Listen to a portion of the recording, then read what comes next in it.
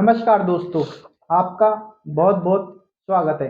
आज हम बात करेंगे डॉक्टर अंजना अग्रवाल जी से और उनसे जानने की कोशिश करेंगे कि किस प्रकार से जो नई शिक्षा नीति आई है उसके अनुसार इस सत्र से 2023-24 के सत्र से सेमेस्टर प्रणाली को लागू किया गया है। तो मैम नमस्कार आपका। नमस्कार सर। मैम, नई शिक्षा नीति आ चुकी है, उसी के प्रावधानों को ध्यान में रखकर राजस्थान विश्वविद्यालय ने फर्स्ट ईयर के अंदर इस बार सेमेस्टर प्रणाली को लागू कर दिया है। तो बिल्कुल मैम, सर। सेमेस्टर प्रणाली विद्यार्थियों के लिए किस प्रकार उपयोगी सिद्ध हो रही है, उसके बारे में आप विद्यार्थियों से कुछ बताओ मैम। जैसा कि सेमेस्टर प्रणाली की बात सर ने की है, सेमेस्टर प्रणाली हमारे वैसे तो ये नई नहीं है, क्योंकि राजस्थान विश्वविद्यालय के द्वारा इसे पहले से ही लागू किया जा चुका है, जो कि हमारे कॉलेज महाराजा महारानी कॉलेज एंड कॉमर्स कॉलेज में पहले से ही लागू थी। अब ये हमारे सहपाठी विद्यार्थी एंड जो हमारे रेगुलर विद्यार्थी हैं उन सबके लिए लागू की जा रही है। इस बार के जो सेशन है उसके अंतर्गत इन्होंने अपना जो प्रावधान रखा है वो उन्होंने 3 आधार पर प्रस्तावित किया है। सबसे पहले जो हमारा इनका एग्जाम का जो पैटर्न दिया गया है वो निम्न प्रकार से रहेगा। इसके अंतर्गत हमारे 150 नंबर के क्वेश्चंस आएंगे।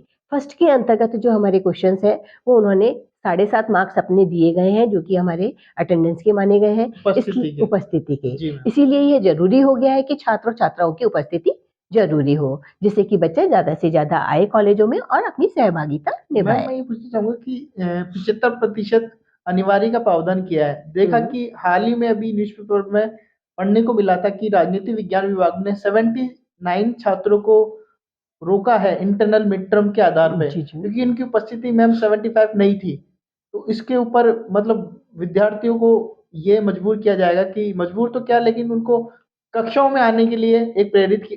प्रेरणा स्रोत जी है, मैम। ये एक अपना प्रेरणा स्रोत है जिसके जी। माध्यम से विद्यार्थी ज्यादा से ज्यादा क्लासेस के अंतर्गत आए और अपनी सहभागिता को निभाए। तो ये जरूरी भी है। वैसे भी जब विद्यार्थी कॉलेज के अंदर आते हैं तो यह जरूरी रहता है कि वो अपनी उपस्थित रहें और सारी चीजों में सहभागिता निभाएं। इसलिए ये 75% जो राजस्थान विश्वविद्यालय के द्वारा पहले से ही लागू था, जिसे अब आगे सख्ती से बढ़ता जा रहा है, यह बहुत ही अनिवार्य है और इसे लागू किया जाना भी चाहिए।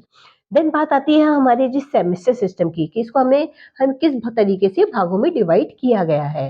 तो इसके हमारे जो 7.5 मार्क्स है, इसीलिए राजस्थान विश्वविद्यालय ने जो अपने अंकों का डिवीजन किया वो 75% जो उपस्थिति है उसके अकॉर्डिंग किया गया है।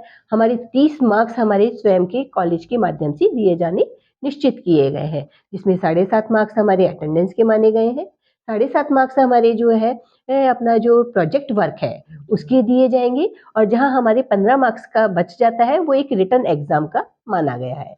इसी तरीके की जो हमारी प्रोसीजर है उसको सभी कॉलेजों में लागू करना अनिवार्य माना गया है। तो इस पैटर्न के अनुसार हमारे सारे विद्यार्थी जो है उसका अनुसरण करेंगे, और इसी चीज को हमारे स्वपाठी विद्यार्थियों के लिए भी लागू किया जाना निश्चित किया जा रहा है। आगे आने वाले समय में हो सकता है उनके लिए भी यही प्रोसीजर हो जाए, तो हम उसी हिसाब से अपनी व्यवस्थाओं को देखेंगे।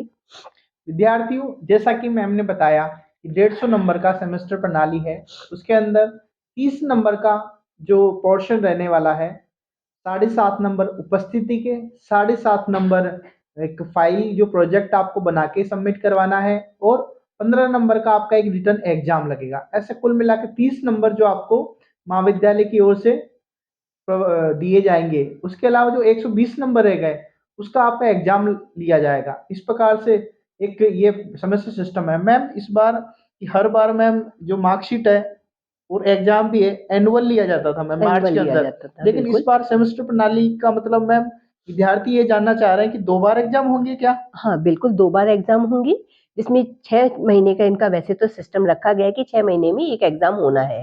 लेकिन चूँकि ये पहली बार शुरू किया गया है तो इसलिए थोड़ी-सी डिले हो सकती है व्यवस्था को लागू करने के लिए। अभी हमारा ये प्रस्तावित माना जा रहा है कि जनवरी फर्स्ट वीक या 11 जनवरी के बाद से फर्स्ट मिड टर्म स्टार्ट होंगे अपने। मैम, जैसे कि फर्स्ट सेमेस्टर हाल ही में हो जाएंगे, सेकंड सेमेस्टर क्या कब तक होने के आसार हैं। जहाँ तक है अप्रैल तक मार्च संभावना, अप्रैल तक मार्च होने के अप्रैल इनकी आसार हैं। संभावना है। तो मैम मार्कशीट भी प्रतिशत इस बार क्या सीजीपीए एक प्रावधान उसके अकॉर्डिंग बनने का है मैम। चांस तो लग रहे हैं बिल्कुल। उसी के अकॉर्डिंग कार्य होगा।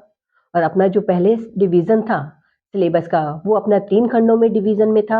अब चूँकि मार्क्स अपने 120 में से दिए जाने हैं, इसलिए इसे 4 खंडों में डिवीज़न में दे दिया गया है और प्रत्येक खंड से एक-एक क्वेश्चन अटेम्प्ट करना कंपल्सरी माना गया है। इसके लिए भी पैटर्न तो हमारा पुराना वाला ही अपनाया गया है, जिसमें 2 नंबर के जो आपके अति लघुत्रात्मक प्रश्न हैं, 5 नंबर के जो कि लघुत्रात्मक प्रश्न हैं और 20 नंबर के जो कि निगमनात्मक प्रश्न माने गए हैं, वो आएँगे ही। लेकिन प्रत्येक खंड से एक क्वेश्चन करना कंपल्सरी रखा गया है।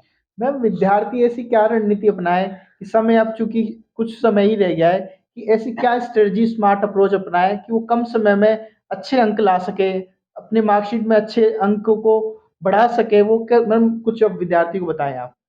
इसके लिए वैसे तो कॉलेज के सारे प्राचार्यों के साथ उनके टीचर्स सारे सहभागी हैं उनकी सहायता के लिए।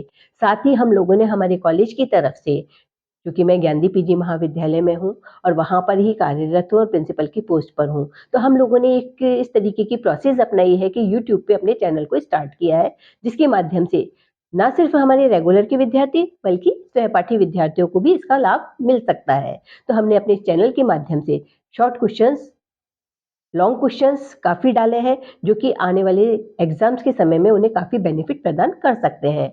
और जहाँ तक कोशिश की है कि ज़्यादा से ज़्यादा इम्पोर्टेंट क्वेश्चंस को पुट अप किया जाए, क्योंकि एक्सपीरियंस इसी को कहा जाता है और उस एक्सपीरियंस का लाभ विद्यार्थी दोनों ही उठाए, जिसमें सहपाठी और रेगुलर दोनों ही शामिल हों। तो इस तरीके से अपन व्यवस्था को आगे बढ़ा सकते हैं मैम सर। जैसा कि जो नियमित विद्यार्थी हैं वो तो महाविद्यालय में आके शिक्षा ग्रहण कर लेते हैं, लेकिन सहपाठी विद्यार्थी किन्हीं अलग अलग कारणों से मैम विद्यालय नहीं आ सकते, उनके लिए मैम जो ये अपना यूट्यूब चैनल है ये उनके लिए एक बेहतर कारगर सिद्ध हो सकता है। बिल्कुल और सर। मैम विद्यार्थियों को आप क्या संदेश देना चाहेंगे कि समय समय पर उन्हें एक जो ये कड़ी है, श्रृंखला है क्वेश्चनों की, समय समय पर अपकमिंग कोई एग्जाम्स है उनकी जानकारी क्या ऐसे ही अनवरत चलते रहेंगे मैम? हाँ, बिल्कुल रेगुलरिटी में चलेंगे। अगर वे चाहते हैं तो अपनी समस्या को कमेंट्स बॉक्स पे दें, हम उसका सॉल्यूशन भी दे सकते हैं। तो वो चाहे जैसे भी अपनी स्टडी को लागू रख सकते हैं।